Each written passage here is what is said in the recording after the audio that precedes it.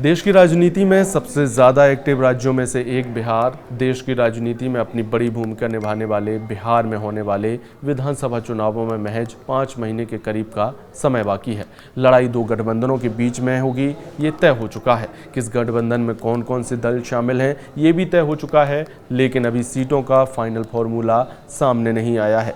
लेकिन दबाव की सियासत तेज हो गई है। एनडीए में शामिल चिराग पासवान केंद्रीय मंत्री होते हुए बिहार से विधानसभा का चुनाव लड़ने की बात कह रहे हैं। उनकी पार्टी के नेता नव संकल्प से नव नेतृत्व की तस्वीर पेश कर रहे हैं, तो बिना नाम लिए जीतन राम मांझी निशाना साध देते हैं और रैली में जुटी हुई भीड़ को भाड़े पर लाई भीड़ बता देते हैं। मांझी पर चिराग की पार्टी की ओर से भी पलटवार होता है, लेकिन उसके पहले एनडीए एक और पार्टनर आरएलएम के उपेंद्र कुशवाहा सामने आ जाते हैं, ये नसीहत देते हुए कि उनको कोई कम ना समझे, समय पर सीटों का बंटवारा जरूरी है। महागठबंधन की हालात तो इससे भी ज़्यादा पेचीदा है। एक ओर कांग्रेस ने तेजस्वी के चेहरे पर अब तक मोहर नहीं लगाई है, तो दूसरी ओर 70 सीटों पर दावेदारी ठोक दी है, जबकि वीआईपी के मुकेश सहनी 60 सीट और डिप्टी सीएम के पद के लिए दबाव बनाने में लगे हैं। जब बाकी पार्टियों की ओर से दावेदारी जारी है, तो फिर पिछले चुनाव में बढ़िया स्ट्राइक रेट वाली लेफ्ट पार्टियां